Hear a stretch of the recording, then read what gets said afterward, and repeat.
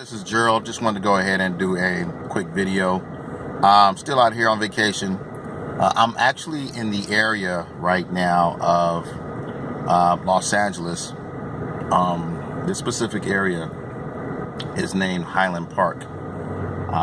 This area is heavily populated, primarily, from what I see, primarily Hispanic community.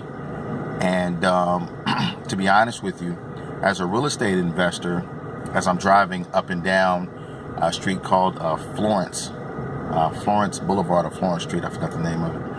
I'm out here. I'll give you a little tip. I'm here at one of my favorite taco places, Tacos Mexico. It's my favorite place on the planet, man. I mean, my favorite food on the planet is tacos, rice, and beans, man. That's just me. It's beautiful. But I'm looking at a lot of the housing in the area and a lot of the commerce and a lot of the commercial and that type of thing. One of the ways, and I'm here in a parking lot at a little local restaurant, and I'm looking in the back, of the restaurant, and I'm looking at a house kind of like over where the business is. And it's very interesting how they have it set up. And it leads me to my point of, how to profit in Highland Park, or how to profit in LA County in terms of real estate. I would say units.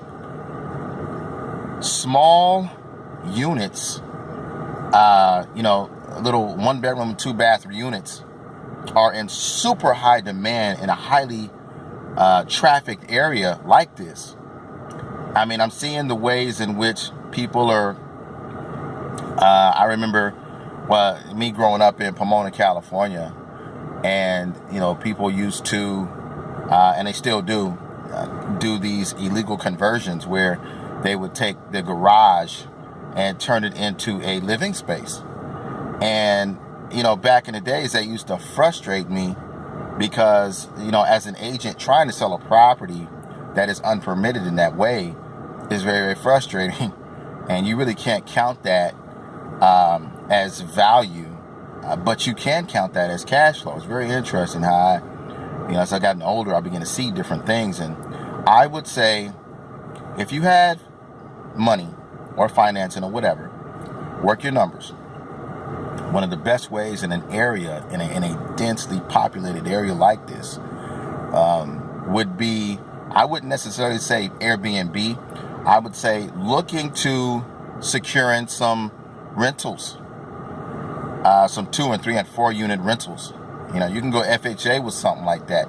Issue is this: in areas like this, you have to watch price. You would have to go ahead and watch price, because even a 1-bedroom, 1-bath, 4-unit apartment complex could easily run you $500,000, $600,000 in this area. And what could you rent that for? And so what I would do in my thinking is I would look for 4-bedroom houses. I look for 4-bedroom houses in this area. Let's say, for instance, in this area, let's say that, for instance, they go 400. Let's say they go 350 to 400, maybe even 450. What could you rent the property out at per room? Or try this.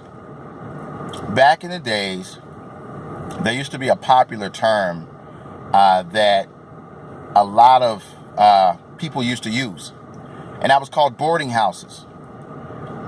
You can take a house, right? A piece of property. And I know a gentleman actually doing this in San Bernardino, California. Took a big house, a big structure, and he converted rooms into subrooms. And what I mean by that is this: he didn't rent per room, he rents per bed. So he has 2 beds in each room.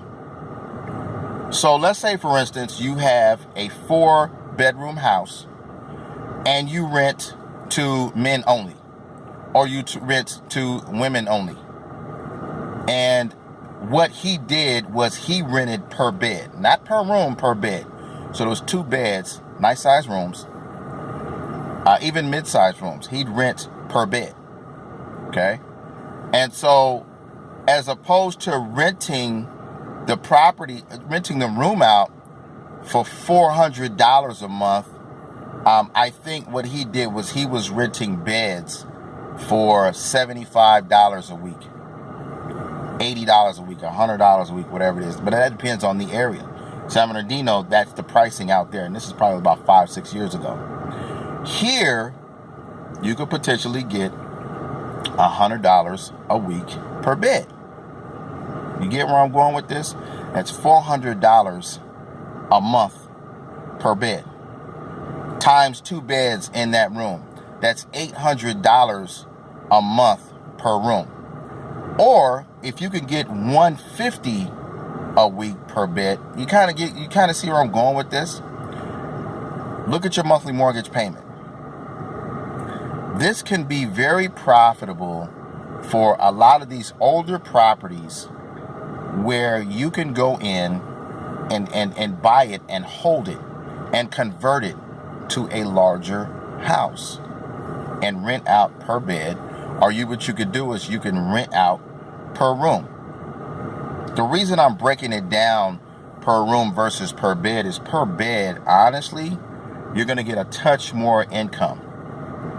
Also, think about adding a washer and dryer. Pay for a washer and dryer if you choose. That's what this gentleman did. He took a piece of commercial property, turned it into this huge boarding house.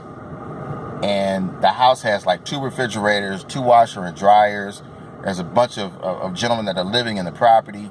And his cash flow he's pushing off every month is almost like $5,000. It's crazy.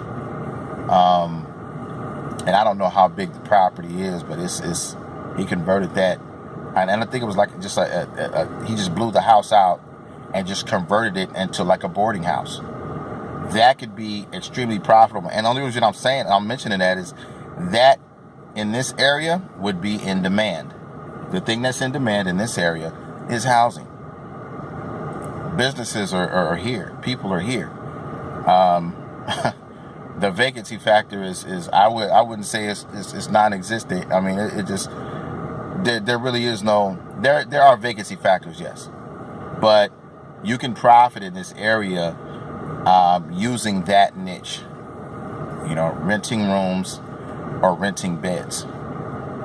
This is Gerald with another tip. Have a good one.